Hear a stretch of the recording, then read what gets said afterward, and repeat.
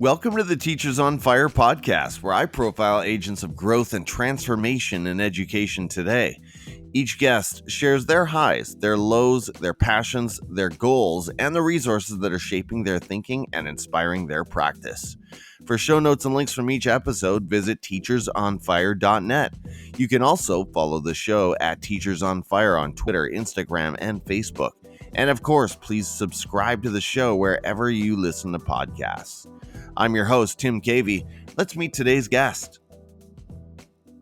Today, I'm speaking with Evan Whitehead. Evan is a school district administrator, national consultant for the AHA process, an advocate for equity, mental health, mindfulness, and the UN Sustainable Development Goals in education. You can follow Evan on Twitter at EvanWhitehead00 and on his website at ahaprocess.com. Evan, thank you so much for coming on the show today. Are you ready to talk education? 100%, Tim. I'm ready to go. All right. Well, we've been looking forward to this one for a bit. We made it happen. Appreciate your flexibility and accommodation. So this is great. Let's get into it. Why don't you start by telling us a little bit more about your current context in education? What does that look like for you right now? Sure. So currently I am a director of special services in a pre-K through 8 grade school district right outside Chicago, Illinois.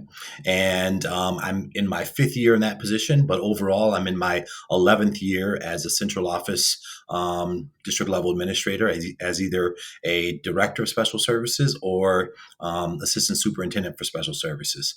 And just so if your listeners are not familiar exactly what that means, it is that I oversee all of our federal programs here. So our Title I, Title II, Title IV programs for the U.S. Department of Education. I also oversee bilingual education for English learners, early childhood education, special education, multi-tiered system of support, health services, social emotional learning, and McKinney-Vento homeless. Aside from my work in my district, I also am a national consultant for the AHA process, founded by Dr. Ruby K. Payne, who is famous for her book on framework for understanding poverty. And I also am a consultant, an education consultant and speaker. And also I'm an advocate for mental health and wellness.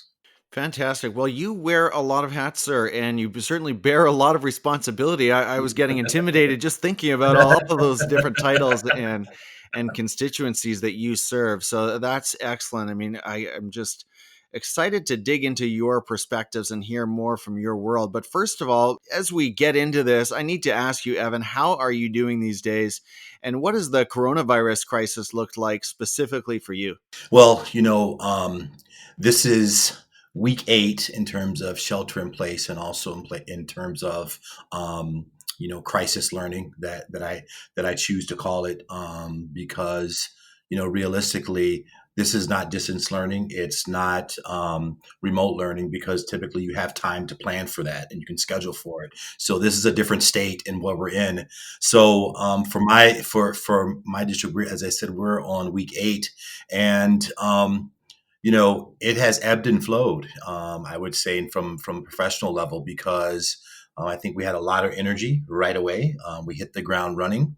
We put a lot of planning on the spot into it. But I would tell you probably after the second or third week, you could see the energy level and the fatigue start to plateau, if not dip, from the educators, because what we began to realize is that you can't mirror or replicate a 6.5, 7-hour school day into a learning situation environment that we have right now. It just doesn't work in terms of screen time, in terms of the ability to just do work, and also to take breaks and to schedule. It doesn't work, and it doesn't, not only does it not work for the students, but it's also a lot for the teachers and the educators that are providing services as well. So we changed that a little bit up a little bit, and changed our academic day.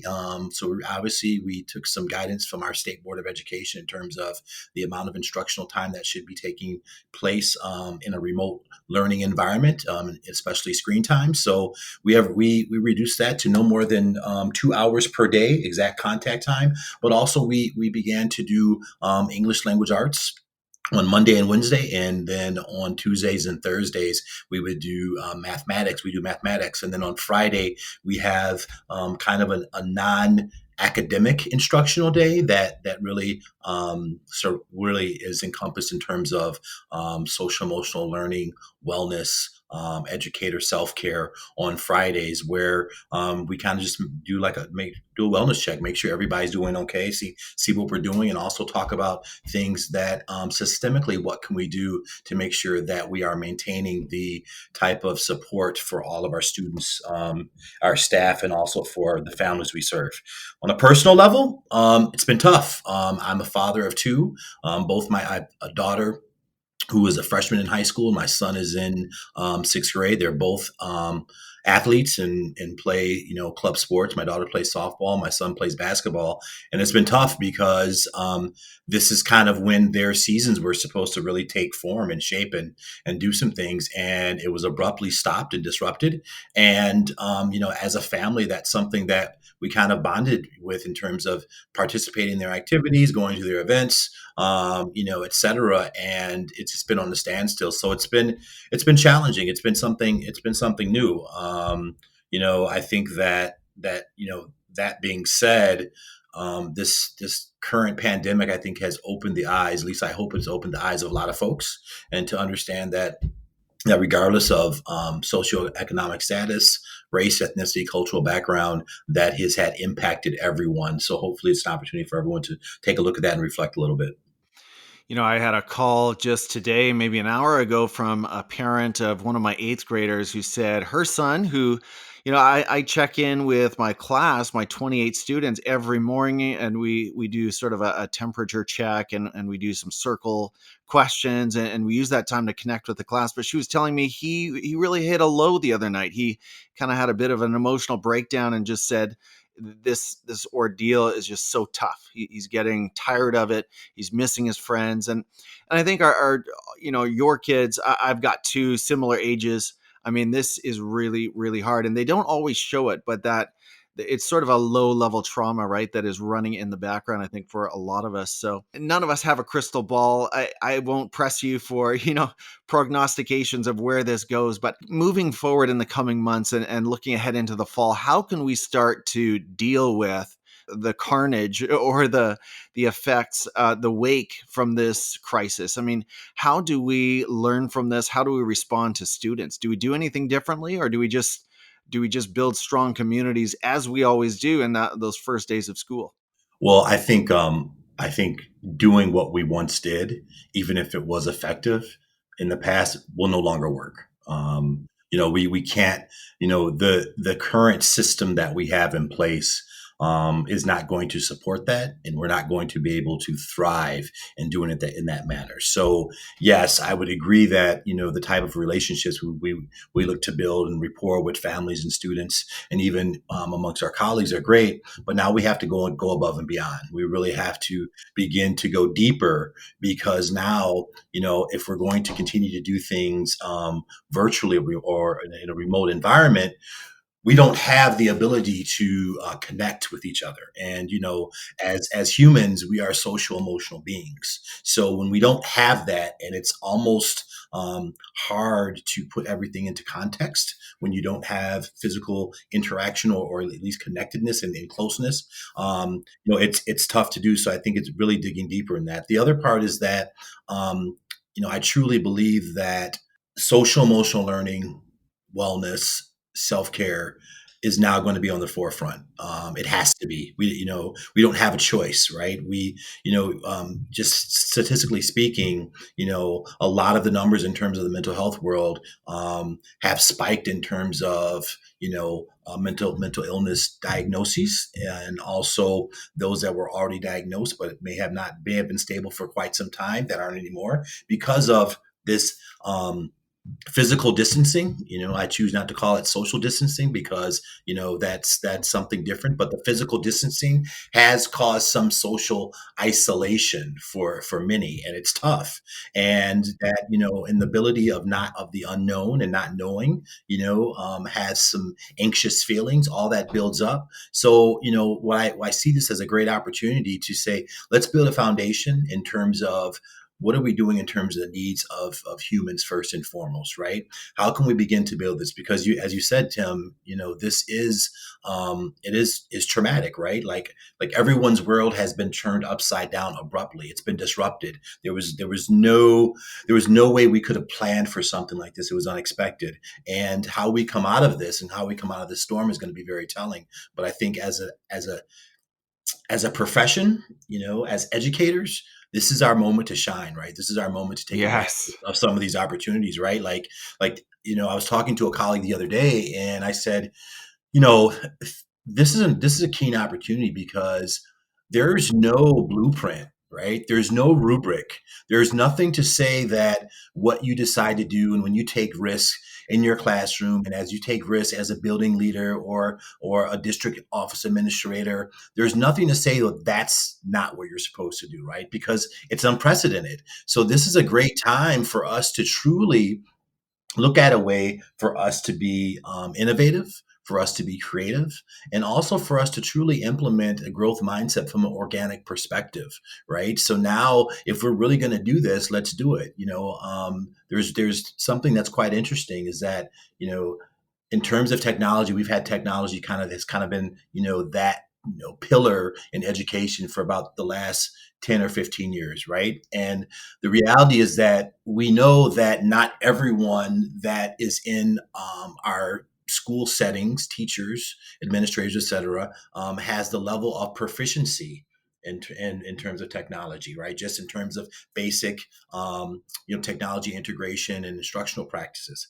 But what's interesting now that out of necessity, how quickly did people become proficient, right, in technology, right? All of a sudden, that person, if that person was you or a colleague, what have you, that would refuse to use the interactive board, and it was simply like a place to put papers on, or refuse to go into and play around with their mobile device, refuse to just try some things out. Now all of a sudden, out of necessity, there are people that are truly stepping up, which tells me that we have the opportunity to do that as educators. We've always had that in us, and that means those are the type of things that I would like to see that we build upon in terms of next steps as whenever we go back to being in a brick and mortar building, and whenever that time will be. You are talking my language, Evan. I love it. See, I'm getting chills over here, and we're just getting started. So, I mean, that part where you said this is our moment, I completely agree. It's a dark day, but out of this time of necessity, we've seen more growth in our profession and in our education community in the last 1 or 2 months than maybe for years previous. It's really amazing what is happening. Yes. Evan, I like to start these conversations with story time. So, if you wouldn't mind, share with us about a low moment or an experience of adversity that you've faced somewhere in your teaching or education career. And then, of course, describe how you overcame it. Sure. Well, I will go back a little bit, in my career when I was a community outreach coordinator, and basically that under that role I worked with various minority groups, African American, Latino. Also worked with low income families. But I was also in charge of building family, community, school partnerships with external organizations, social service agencies, et cetera, health and human services, organizations that were in the county, not just the city in which I was working. And I had formed a coalition in terms of getting all these different stakeholders together, and we would talk about how can we best support students and families with resources based upon data, whatever that need was. And I think we were probably into meeting number 4, because we would meet every other month, and it was the winter. And for some reason, it was a time when everyone was getting sick, right? And typically that doesn't happen. Well, I think that 75% of the people that would be attending the meeting were unable to meet. And we had um, superintendents from the elementary school district, from the high school district, the regional office of education superintendent would attend, principals, just executive directors, a lot of decision makers that were there. And I decided to cancel the meeting. And uh, my superintendent at the time, uh, he called me up and said, you mind if I come over for a minute? I'm like, sure, no problem. So he came to my office. He sat down and said, why didn't we meet today? And I said, well, like hardly anyone could meet. And he said, you know what? This is just a lesson. And it's this. This has never left me. And he said, whatever you do, never ever cancel a meeting. He said, because there are people that have put this time on their schedule and they've blocked time out, and their time is important and it's valuable. And if other people can't make it, that's not your problem. And it's not your responsibility. He said, because there are people that can make it, and they've rearranged their schedule to do so. So you have to honor that. You have to respect their time. And he said, and he told me that, especially in our field, right? Time is everything, right? It's very precious.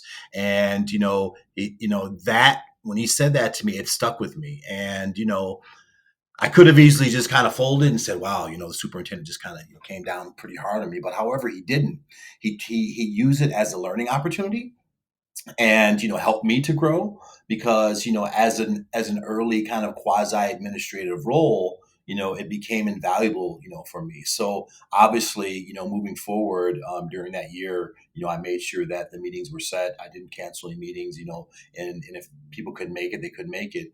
However, for me, I think as I had different roles throughout my career, that's always resonated with me and stuck with me about the value of time, and how you want to honor everyone's time regardless of their title, their role, their responsibility in the organization.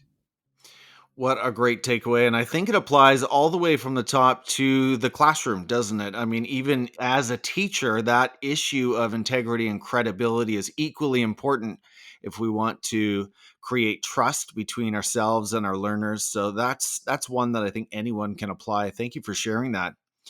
Well, Evan, you talked at the top about your work with AHA Process. So tell us about their mission and vision.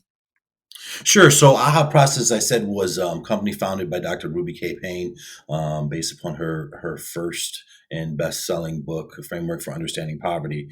And through that, AHA Process was birthed. And the company AHA Process itself really looks at ways in which we can help individuals, institutions, and communities basically stabilize and grow resources, particularly for those that are in poverty. And we take poverty from the perspective not only financial, but also socioeconomic, right? And resources and access to resources, and also just kind of the unwritten rules of success, that you may not always have, and how can we do that?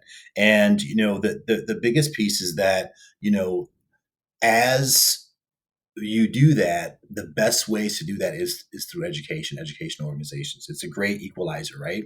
So ways in which we can provide that training and technical assistance and support to educators, so that they can in turn work with their community-based organizations. They can work with parents and families. They can work with their colleagues within the school, is very powerful. So as a national consultant for AHA Process, my role is that I provide workshops and presentations and trainings in Dr. Payne's most recent book, Emotional Poverty in All Demographics: How to Reduce Anger, Anxiety, and Violence Within the Classroom.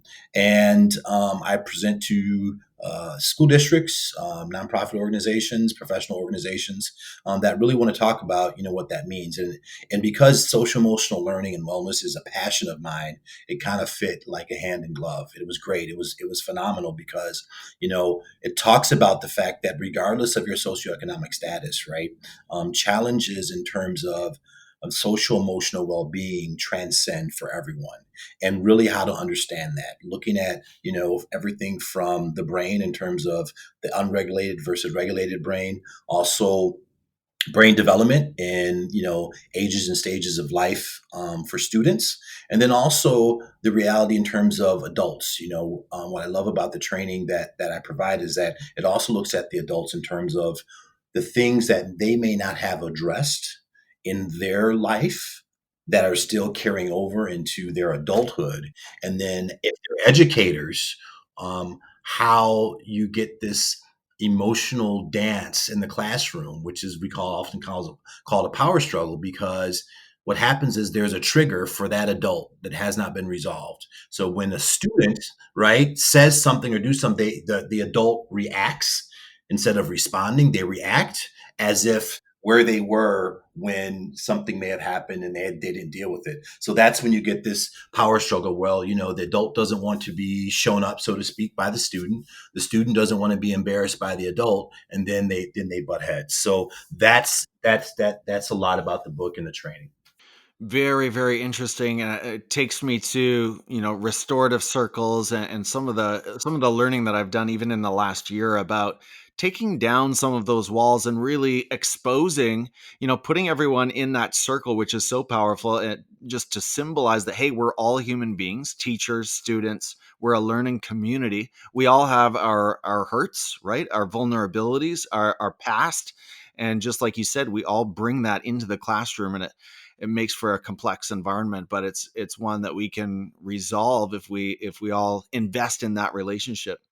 On a related note, I wanted to ask you too, I mean, thinking about the crisis and different communities, let's say the haves and the have-nots in terms of internet access and devices. We see some communities able to continue almost as normal, every student having their own device and strong internet access. But for communities that don't have those things, whether we're talking about rural communities or maybe some poorer urban communities, do you see that coming in terms of legislation that says, and it's going to look different from state to state, but do you see legislators moving to make Wi-Fi a universal right for every person, every student? I think so. I think because it's a necessity now, right? Everyone, when if it were not a necessity, no. But I think now that this is going to be somewhat of a way of life, whether that means that adults are going to be working, from in a remote situation, or that students will be in some type of blended, whether that means they're going to stagger days and they'll go some days in the building, other days at home. I think that, legislation is going to be put in place. It must, in order for people just to operate. And I think it's great because now, as we, if you think about inequities, right? You think about access and opportunity gap. What we've seen from the virus and the pandemic is that those inequities that existed have now been magnified, Right. right? And you could, there was a time where you could probably either downplay the existence of those inequities, or one could pretend that they didn't exist. But now, and during this pandemic, you can truly see where those inequities are. And obviously, in terms of technology and the digital divide and Wi-Fi access is real, and it's in front of us to this day. And when you think about, if we truly are going to make sure that all students have an opportunity to learn, it's going to mean that access to internet and Wi-Fi is going to have to be available, accessible, and also it has to be at the level that it needs to be, so that they can still perform their instructional tasks and learning. Evan, as we look around your PLN and our own practice, we can't help but think about this unfortunate killing in Georgia that has come to light lately. And apparently it took place some time ago, but only now the video has come out. And I think all of the education community shares horror at what took place there, and just the fact that these, the people that pulled the trigger on this young man are walking scot free. So, I mean, I think people from all corners and perspectives are taken aback by this. How can education, from your point of view, be a part in changing what is happening? I mean, I see some people pointing to legislation in Georgia in terms of carrying, but I mean, these issues go deeper than that. What are your thoughts? Well, I think every experience is always a learning experience, right? Unfortunately, and I kind of pause to say this, but I'm going to say it, is that you know, for probably 2.5 months, right? Things such as this did not make the news. You didn't hear about incidents of that, right? Because everyone was really concerned about this pandemic, right? And that was the focus. And it felt different because there weren't conversations. You didn't hear a lot of that, type of rhetoric or just actions. If you did, it was very covert versus than what we were hearing previously. And, as and I don't want to say people are feeling more comfortable about the current pandemic, but as, you know, they're settling into this being a reality, um, things such as this have now, reared their ugly head, right? And I think that as in terms of education, right, we have a great opportunity, and we always have, right, to be able to look at this situation. How can we best teach our young people and provide them opportunities? For me, aside from the SEL piece, the United Nations Sustainable Development Goals, are something that I always try to anchor my work and my thoughts in. And you know, I think about, like, goal number 4, which is quality education. Really, what does that look like from a global perspective? Because now we're all interconnected, right? And the more you can begin to teach those lessons to students, but also empower and also educate, and provide, your staff members around understanding that things are bigger than me, right? It's not just about me and how this happens. And if ways in which we can do that are critical, because as that then goes into looking at social emotional learning and competencies, which can be taught, the competencies of social emotional learning, such as self-awareness, social awareness, responsible decision making, self-management, and relationship skills. Those are the type of things that we can begin to help and empower our young people from the start of pre-K, early childhood age, all the way up through seniors in high school. It looks a little different, but we can always do that with so many opportunities to do so. And I think that what happens is that as the young people are receiving that, right, they're going to be the ones that have the ability to make a change, to speak out, to do things. In terms of legislation, it always depends, like, because it is a things like that. To change legislation is a lot more behind the scenes than necessarily what's going on in front of us. So I think about, what is it that we can do? What is it that we can do as educators? How can we continue to use our platform and see things as a learning opportunity for ourselves and for the students that we teach, and really anchoring a lot of the work into, let's look at this from the bigger picture, right? Let's look at ways that inequalities happen, and the ways in which why people think the way that they do, and why social injustice takes place. All those things are lessons that we can begin to do, and that even though we're thinking on a global perspective, we can begin to do that at the local level, and it will have a ripple effect. And I think that's the best way to begin to combat what we're seeing, that exists and what happens. Because as you shared, that I was earlier offline, like, what happened to in that situation, it could have very well easily been me, right? And because I walk, I work out, I jog, daily. And, it doesn't just because, I have the fortunate opportunity to speak to you today on your show. And always you've been an educator, lifelong educator, and that's what it was a profession. It doesn't change the fact that, at the end of the day, I could have been mistaken just like that gentleman was, so we just want to be aware of that and just know that, we do have the opportunity, just the fact that we are speaking about it as you and I are, right? And that people can see, wow, these are two guys that, in terms of, physically, their appearance, you may think that they would not have this topic in common to talk about it, but they are. And small things like that, and especially when young people see that, is the power, because now adults are modeling the type of behavior and relationships that we know are successful, in the way that young people should follow in. Mm-hmm. I think you're right. It's not a complex solution. It's hard, but it's not complex. It starts with valuing every person. And I think our education system can be a big part of that. So it comes back to the SEL piece again. And we do know that hurt people. And, Right. somehow we need to treat our classroom as a microcosm of society and say, how can we make sure within, the influence that we have, whatever that looks like as a teacher or administrator or district leader, how can we make sure that that's the ethos that we're creating around us as well? Well, Evan, turning to your professional growth, what is next for you? What are you working on right now? What do you have in front of you that you would like to grow or step into? Or is the crisis sort of all consuming for you right now? Is it just sort of seeing this school year through? Is that is that the next step right now? No, actually, you know what? I have taken this opportunity as an opportunity to grow, and it's great because I don't want to stand still, right?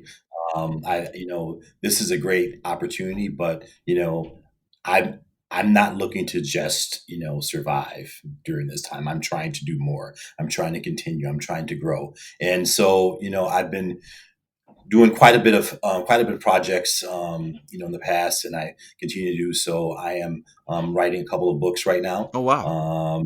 Yeah, so I've been doing that for about the last year or so. So hopefully, God willing, in 2021, or either early 2022, those will be released. Also. As we talked to offline a little bit earlier, I'm looking to hopefully start a YouTube channel at some point in time Yes, that's and do some right. podcasting. I've always been a fan of your podcast. I'm just excited to be here as well. But I learned so much from my peers and my colleagues. And the great thing about, especially having a PLN or being on social media in the educator space, is that we all learn from each other. And it's true. It's a true professional learning community, because it doesn't matter what title or what role you have in your school district or your school. We all learn from each other. So that's great. And I love it. And then, right now, a colleague of mine, Kavita Tana, who's with Inspire Citizens, and she and I have we co-created a program for social emotional well-being for educators. As I spoke earlier, I told you the story about how things were kind of ebbing and flowing with the energy of my own staff. And Kavita and I were talking, and she said, she was feeling a little frustration as well, because as much as everything that was going on, there wasn't a lot of talk, or what can we do for teachers, what can we do for educators, right? And I felt the same way. And when I told her about what I was seeing, what I was feeling, we said, you know what, we need to do something. And what we did is we decided to create a program that we offer 3 times a week. And my school district is the first one that we kind of piloted with. And what we do is we provide, you know, inspiration, hope, and encouragement, through something what we call, the alphabetic survival guide. And we go every letter of the alphabet, and then we have guest speakers to come in and talk about 3 words that begin with that letter and what that means. And those stories, help to encourage, inspire, and provide hope to educators during this time. So it's folks that were at the epicenter of COVID in Asia, that have this experience, that are far ahead of us in terms of what this road looks like in North America.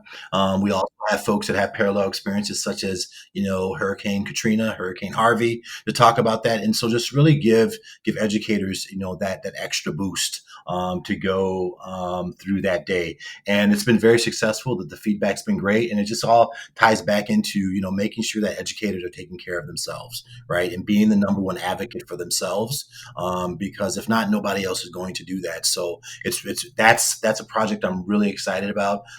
We've had some other folks ask us about it, some other districts as well, and we'd really like to keep providing that opportunity, because I think that right now, more than any, that's needed. Just that little bit of extra gas in your tank, so to speak, before you start your instructional day, goes a long way. That is so right on. And on behalf of those teachers, Evan, thank you so much. I think that is amazing. And I think that, the district leaders that are investing in their staff health right now, Yes, that's really the best way to go in terms of helping students, because we need teachers with full tanks, right? one hundred In percent. order for them to be able to give back. Well, and then I do want to touch on the content creation. Man, you've got so many, as I said at the top, you're wearing so many hats right now. I feel like it always comes down to time, doesn't it? But yeah, if I can partner with you and help, retweet those YouTube videos or whatever I can do to help push out your Thank you. content, please let me know. I appreciate it. Thank you, Tim. Yeah, yeah, absolutely. Well, let's pull back the curtains on who you are as a person. When you leave the district office, what's another area of learning for you, Evan? What is it that really ignites your passions and brings you alive as a human being? Sure. Well, I am a regular mindfulness practitioner, and I meditate, and that it's something that has been a great asset to me. Literally, helped me and saved my life in terms of being grounded, being centered, and having a lot of perspective. And so that's something that I do regularly. Obviously, exercising, and then you know what I do. I enjoy kind of just hanging out with my family, and spending that quality time, and especially a time like now. I'm so fortunate that we're able to build and continue to form such a strong relationship, even though we're all in the same house all day, every day, pretty much. Yeah. But but really, being able to do that and be able to understand and value the time of each other is something that's truly valuable to me. Yeah, amazing. Share about a personal habit or a productivity hack that contributes to your success. Is there an app or a routine that really helps you get it all done? You know what? Not an app, but I just, in terms of my daily routine, part of the mindfulness that I talked about is really rooted in what I call my three B's: my balance, boundaries, and breaks, and that's really my motto that I live by. The balance is making sure that you balance your time, your energy, and efforts into people, places, and projects that will be reciprocal. The boundaries is more about not necessarily the boundaries of others, which is important, but more so your own boundaries, adhering to your own boundaries, giving yourself permission to say no, because you can't be everything to everyone. And I think it's especially as educators, we kind of have this narrative of martyrdom within our Right. within our within our profession. It's about, oh, how much can we do, how many hours did we work, how much did we give away, what are we doing? Well, really, it doesn't have to be that way, because we also, many of us have our own families, and we also have to make sure that we are measuring that and balancing out, and making sure that we're there for our own families as well. So sometimes we have to know when to say no, and you can't do everything for everyone. And the last one is breaks, meaning that sometimes we just have to pause. We have to give ourselves permission to stop. Sometimes we're so busy moving forward and trying to catch up and do things. We don't do that. However, the pandemic has forced everyone to pause. It's forced everyone to reflect and to slow down. And I think it's great. So for me, my day starts out with morning meditation. It doesn't take that long. I only put about 10 minutes in max, and I started, even less than that. And then, after that, I'll, get some exercise in and work out. And then during the day, if I need to meditate again, I just take a couple minutes, literally a couple minutes out of my day, as if just to, ground myself and kind of bring myself back, and get centered. And it's simple. I try not to overthink things. It's simple things such as that, have helped me.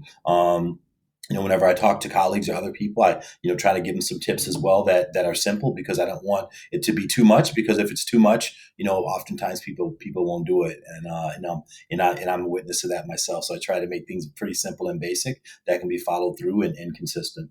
Balance, boundaries, and breaks. That is brilliant. Thank you for sharing that. Is that an Evan Whitehead system? It is an Evan Whitehead system. So it is rooted in mindfulness and dialectical behavioral therapy, but that's something that I kind of came up with, at a time I was going through some personal transformation, and a lot of those tenets kept resonating, as I was learning about myself, and I was creating some tools. Those three things kind of were a theme that always came up. And the thing about it is that it's not just about, the educator wellness and self-care, but it's really about for anyone. It doesn't matter what field you're in, what profession you're in, what you do. Really, truly, if you think about, are you putting balance in your life? Are you adhering to your own boundaries, and are you taking time out and taking a break for yourself? It's relevant. So, it's simple. Once again, it's easy to remember, and it works. There's not an educator who can't tap into that wisdom. So keep us posted on those publication dates on those books, Evan, and Definitely so. hopefully hopefully that wisdom finds its way into one of those. Well, Evan, it's time for your quick picks, and here we want to know the education voices and resources that are shaping your practice and inspiring your thinking today. And I know it's tough to keep these to just one or two, but I will hold you to that. So starting at Twitter, always a challenge to keep that one to one or two. Tell us about someone there that we should follow and share why they've been inspiring you lately. Well, you know what? I have to give this one person, definitely, because this person inspired me from the very beginning on my social media. Kind of when I started out, and he's been a guest on your show, and that's Vernon Wright, Mm. the Right Leader. Phenomenal, very inspirational gentleman. Who's been a mentor to me and a great resource. So if your listeners are not following him yet, they need to. 100%, they need to, for sure, because he's definitely one to get connected to and get connected with. At the Right Leader. And that was an episode that I listened to a few times. That one was a huge inspiration for me as well. Point us to an EdTech tool that you currently love using somewhere in your professional practice. You know what? I have to go with, the technology that we use now, and I will give a little plug to Zoom. And the reason I want to say this is not because everyone's using it; it's the fact that it has actually kind of, moved along with the progression of what we're doing, right, and understanding that. And there's so many features that are available that make, learning and accessibility and connectivity great. And for me, it's been very user friendly. And what I've also seen in terms of some of my colleagues that are maybe not as technical savvy as they would like to be, it's been very helpful for them. Zoom took a ton of heat there in They week did, one and two, yeah, but they've certainly they iterated did, and they've been upfront about their shortcomings, yes. and I think there's some things to admire. I agree. Recommend a book, Evan, one that you've been reading lately, or perhaps one of your all-time faves that's been deeply influential in your life. Sure. One of my favorites is Mindsight, by Dr. Daniel Siegel. It's a book about, personal transformation, and I would definitely recommend that to any of your listeners out there. It's one of the first books that I read in terms of mindfulness and helping me through my personal transformation. And I would definitely recommend it. Evan, I want to say thank you again so much for your support of Teachers on Fire and everything I've been doing here. Really appreciate the times that you've been able to tune in. What else are you listening to that's been inspiring and helpful for you? You know what? I there's so much out there, and I think every day there's something new on Twitter, or there's something new that in a Facebook group. And Tim, I just want to say, I want to just give credit to all the educators out there that are doing just their job daily, because it's inspiring to me. And really, I think that that's when I can see that, when I can someone new pops up on my timeline, or it's a recommended follow, and I watch, and it's like, oh, this person doing some really, really good stuff. And I see that daily. So I just want to, to me, I just want to give credit and just tell everybody, kind of go outside your own comfort zone a little bit in that area, in terms of, look what people are saying. Sometimes there's some folks out there that may are just relatively new to the social media space, but some of the things they're saying and some of the content they have is really phenomenal. All right, the last two questions have to do with video. Evan, tell us about a YouTube channel that we can subscribe to. And we know, I mean, we're talking about all of this content. All of it is such great asynchronous content, which is a word we've all become more familiar with, right? So, and YouTube's value has only gone up and up in the education world. So is there a channel that you enjoy? You know what? It's not an educational channel, but it's something that I listen to daily, and it's Vlad TV. And the reason why I love it is because Vlad has these guests. Some of them are celebrities, others aren't necessarily celebrities, but they're phenomenal storytellers. And for me, I love to hear a good story, and also know that, that's something that it's the power that we all possess. And we need to be able to do that as well as educators, is tell our own story and tell the story of what we're doing. So anytime I get a chance to listen to that, and listen to the interviews, I always do that. It's probably something that I probably do at least once or twice a day when the new episodes come out. Very cool. Vlad TV. The last one's just for fun, and I think it's pretty fitting right now in our current environment. What are you watching on Netflix right now? Oh man, I'm watching too much on Netflix. Actually, it's interesting. So I think right now my wife has me watching Dead to Me. Okay. Uh, and I've watched that, but also there is a couple of things I've been watching on demand, not necessarily Netflix, but there is a 40-year-old situation in Atlanta, the Atlanta child murders, and it's a great documentary that actually talks about kind of the social aspect of what was happening in the New South, as it was termed, in the late 70s and early 80s, and how oftentimes political and financial goals often supersede social justice issues in the name of money and finances. So that's something I just got into now, and it's really great. That sounds super interesting. Evan, you've been such a pleasure to talk to today, and I'm so grateful for your time. What are the best ways for the listeners to follow you and get in touch with what you're working on? Sure. So my social media home, so to speak, is Twitter. I can be reached at Evan Whitehead, at EvanWhitehead, at Evan Whitehead 00. If you want to find me in terms of the AHA process and the work that I do over there, you can reach me at www.ahaprocess.com, consultants Evan Whitehead.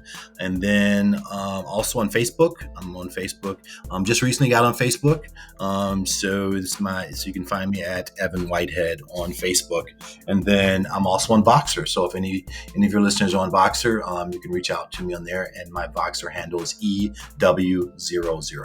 Perfect. I'll make sure to reach out on the Voxer as well. Thank you so much, Evan, for sharing your time today. This has been so encouraging to me. I appreciate your leadership and all of your contributions to the education community. You are a source of light and hope for sure. Take care, and let's talk again soon. Sure. Thanks a lot. Peace and blessings, Tim. Before we sign off today, I'd like to share some highlights from the Teachers on Fire Nation. Our first stop is on Twitter, where Ashley Nordling, at Ash Nordling, tweeted, quote, "At Teachers on Fire has many different categories that you can search through. I like that it gives you the option to listen to the podcast, or you can use the timestamps to find a specific part you wanted more information on. Hashtag IM421, hashtag Teachers on Fire," end quote. Thank you so much for this, Ashley. I think Ashley is referring here to my YouTube content, where I do include detailed timestamps in the show notes, which allow you to jump straight to particular questions in the interview. I'm a little behind on the podcast content on YouTube right now, so this is good motivation to get caught back up. Thank you so much, Ashley. Next on Instagram, in response to my post about episode 146 with Andrea Ferrero, a teacher of financial literacy, at Mikey B3 wrote, quote, "I taught financial literacy for about 6 weeks this year, and based on what I experienced and saw, we definitely could do more of it," end quote.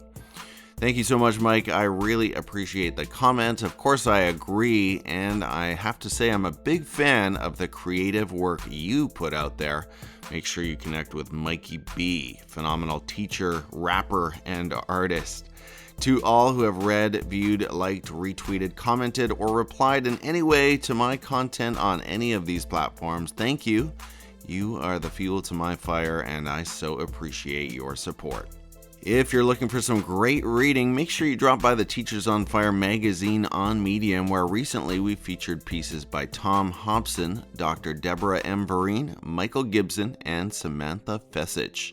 The Teachers on Fire magazine is a Medium publication, and you'll find it on medium.com or on the Medium app. If you'd like to join our growing writing team, your first step is to create a Medium account using your Google credentials. Message Teachers on Fire on any social media platform for more details. If you've got more time to listen than to read, check out the Teacher Blogs podcast, where I feature blog posts read aloud by their authors. I'm always looking for more contributions, so if you've written a blog post that you'd like to publish in audio format, go ahead and record yourself on your phone and then reach out. Let's get it on the podcast. Well, I will leave you with this quote from my reading, Teachers on Fire. It's from my #1 recommended book here on the show, Mindset, The New Psychology of Success by Carol Dweck. And she writes, quote, "People with a growth mindset are also constantly monitoring what's going on, but their internal monologue is not about judging themselves." Again, I'm your host, Tim Cavey, and I'm so grateful that you decided to spend some of your day listening to this podcast. I hope that in some way the content you heard from Evan Whitehead ignited your thinking and inspired your practice, and I'll meet you next week right here on the Teachers on Fire podcast. Take care, stay safe, and keep on learning.